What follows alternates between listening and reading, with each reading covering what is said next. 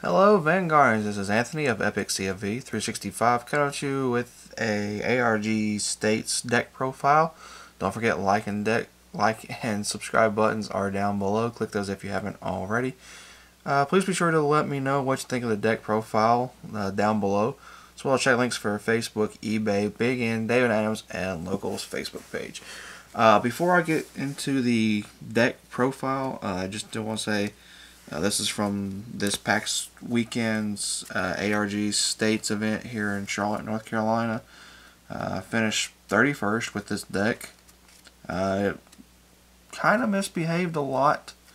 I'm not going to lie. A lot of games it didn't want to cooperate and certainly doesn't live up to its potential. And do note that there are going to be changes coming to this deck list, so stay tuned for that. Round 1, I went up against a Great Nature player. Misplayed my Stride Diablo and realized that as soon as I did, that could have cost me the match, maybe not, but he beat me 2-1. We got to 3 games.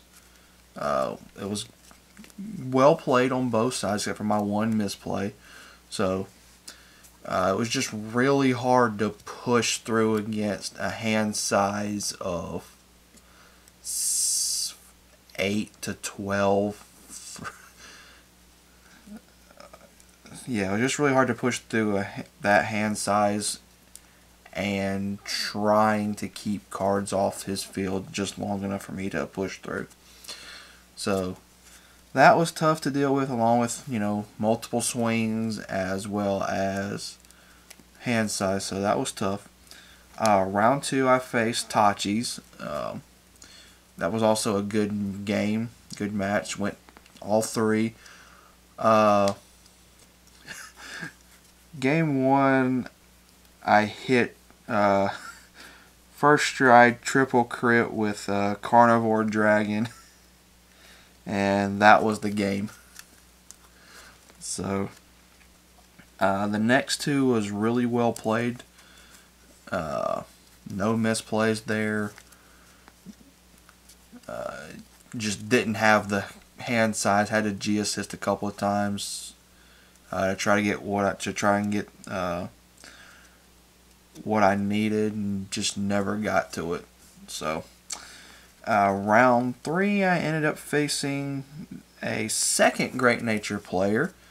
That one did not go as smooth for me as the other Great Nature matchup did. I ended up going got 2-0'd against him. 4 solid turns of sitting at grade 1, attempting to G-assist to get my grade 2. I was trying as hard as I could.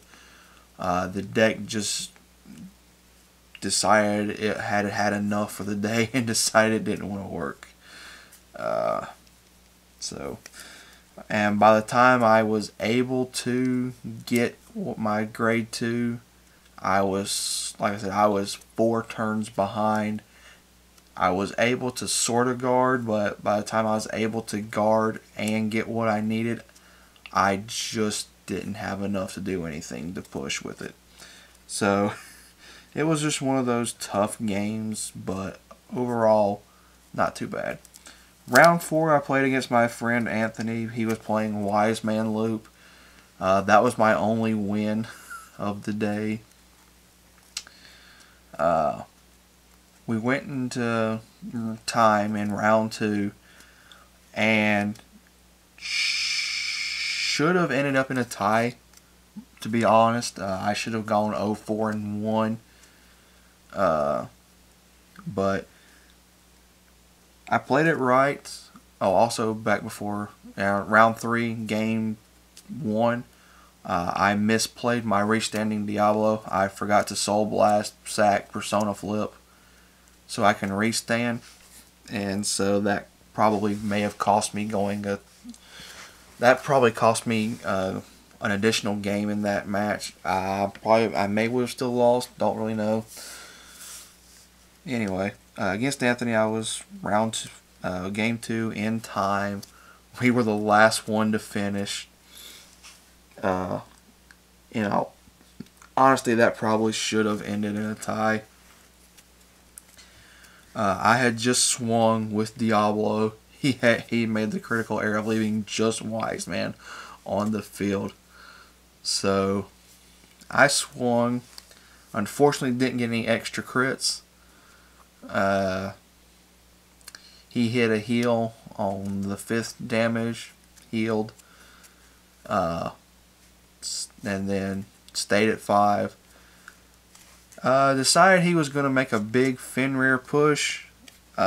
Soul Blasted 6th, and the 6 cards he Soul Blasted out forced him to Soul Charge 12, which left him with 1 card in deck when he swung. So, in all honesty, I backed into that one. So, and then final round, I played pretty much a mirror match, and that was probably my my favorite match of the day was my mirror match. He was playing more of a Luard toolbox deck, and I was playing more of a I'm going to try to punch as hard as I can in Luard deck. So yeah, if you couldn't tell by this was a Luard deck profile. So right now for this event I used the starter that came in set 9, Commanding Knight Nessa, GB1, rest her, pass 4k to 2 units, so plus 8k to a column, or to your 2 swinging rear guards to kind of give them a little extra power. This is definitely going to change. Like I said, changes are coming in this deck, so this will change out. I have an idea of what I'm leaning towards, but I'm not going to say that just yet till I've tested it out. So for now, that's the starter I'm running. Trigger lineup, 4 heal, flat bows. Nothing too hard there. 2 of the stands counts as 2 when it's sacked, so it's searchable off of Luard. And then I played 10 crits. So 2 of the dragon, 4 of the leaping knights, and 4 of the claret sword crit, Taboo Kafar. The reason I was playing the Kafars was try to build up soul, because this deck likes to run through soul very quickly. My grade 1 lineup for this event was 2 of the Stride Fodders, 2 of the Sword Breakers. I found that running it at 2 works just fine. The new one, I may drop this down to 1. Not sure yet. Like I said, I'm going to be testing out and then give an updated deck profile. Then I got 3 of the knives. After she boosts, Counterblast 1, draw a card. Excuse me, Counterblast, sack the unit she boosted, and draw a card. And also, if she was called off of your from the deck, like from your Luard, she gets +2 for ritual. So that was really nice. I've seen a lot of others running only 2 of this card, but I completely disagree. I feel like you need to have 4 in the deck. There's no way around it without running countercharging PGs. This is your source of countercharging. Even when I make my changes, this is staying at 4 because I want to be able to get this and get to Luard as fast as possible. And for the tournament, I was running the 4 countercharging PGs, Karma Collectors. This will definitely be changing to Esrus. So that will definitely be one of the changes I am making is to those. Okay. For grade 2s, this was a little bit of a conglomerate mix-up, mainly because I wasn't able to get my 4th in time. So that is supposed to be a 4th Morfessa, but it was Fierce Bow for this tournament. Then I ran 3 of the 12k attacker Balberis, GB1, it gets plus 3k. This was the main guy I was swinging with until I could get Morfessas out. 3 Drag Saber Leah Falls. During your main phase, Soul Blast 1, sack the thing behind it, and draw a card. And it gets 2k for Ritual. This is also more than likely coming out. In fact, all 6 of those cards are coming out for something else. Like I said, I'm not sure what's going in, what's coming out. Well, I do know what's coming out, just not going to say what all is going in at the moment. And of course, the cards you want to have 4 of is the Morfessas. She's the really good one. Ritual 3 gets plus 5k, so she's a 14k. And on hit, Counterblast 1, Call a grade 1, and she counts as a 1 in a drop zone. So, a lot of fuel from her. Really good card. Run it at 4. And here's where I kind of think the mistake was, but it is what it is. 4 Claret Swords. Like I said, I was running the Clarets, really trying to blend the Claret Sword engine into the Ritual. It worked the exact same way as it did when the new Diablo stuff came out. Everything was just fighting against each other. So I kind of think that's where my deck ran south, was trying to fit Clarets into this. I still like Claret Sword. I think it's a really good card. It's just not for this build. It's just not for Ritual. If you're going to build a deck, you have to build the deck completely around Claret Sword. That's all there is to it. And finally, the main card of the deck is Luard, because, you know, non-GB Ritual can just, if you've got it set up already before your stride turn, it's just nuts. You're just like, oh, okay, well, I return 2 normal units, stride for absolutely nothing, save a card out of my hand, Counterblast 1, sack 1, call 2 more units, and then just go from there with shenanigans. So, that was that. My G-Zone lineup is 2 Plot Makers. I was borrowing a friends for the event, and 2 Dismal. That's going to be coming out for another Plot Maker. I still recommend you keeping a Dismal in your G-Zone.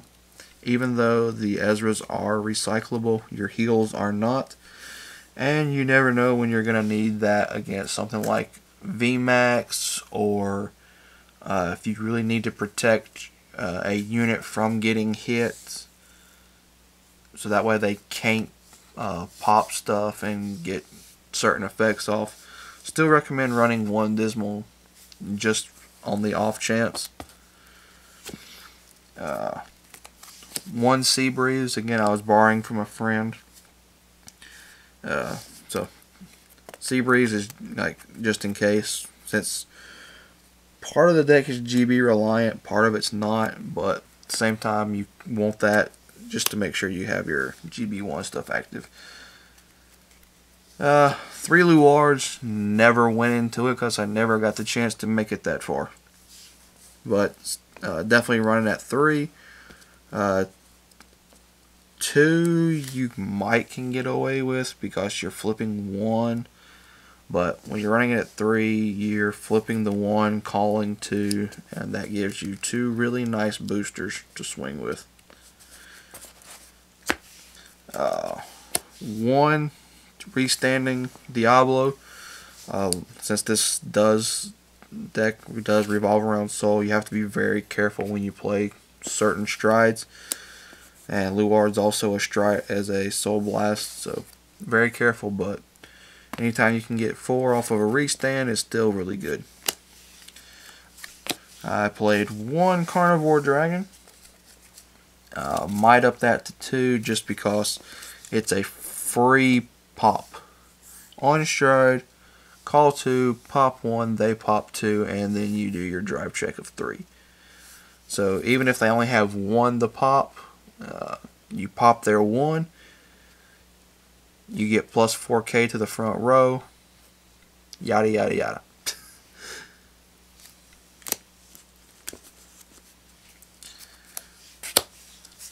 Two of the supposed to auto win Diablos. You really only play that when they're at 2 or less rear guards on field. So when they make that mistake, you punish them to the fullest extent of, I'm going to swing 2 crit now and you're going to lose. I played 1 Doomed, also for the fact of, I'm going to retire, hopefully 2 of yours, get an extra crit, and get 5 cards in hand. End of story. And then I played the 3 Orgizers so I can get the extra crit on Doomed.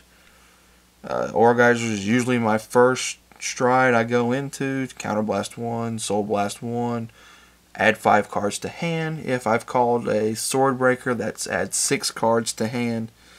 So, and then it gets plus 5K on the reveal for a 0 and a 1. So, like I said, changes are coming to the deck. It just, like I said, it decided it didn't want to cooperate with me. So, because of that, changes are definitely coming. I talked to a couple of the guys, one of the guys there who plays Shadow Paladins a lot, from Team Absolution. Nate, thank you for the advice. Gonna try some new things, let you know how it goes. So yeah, thank you for watching the deck profile and my tournament report recount. Luard deck profile, work in progress. Looking forward to set 10 stuff coming out, so definitely will be updated by then when set 10 comes out, if not before. Thank you for watching. Don't forget, like and subscribe buttons are down below. Please click those if you haven't. Leave a comment with what you think of the profile, as well as check out links down below for Facebook, eBay, Big and N, Dave and Adams, and Locals Facebook page. This is Anthony of Epic CFV 365 saying, if you're going to card fight, make it epic.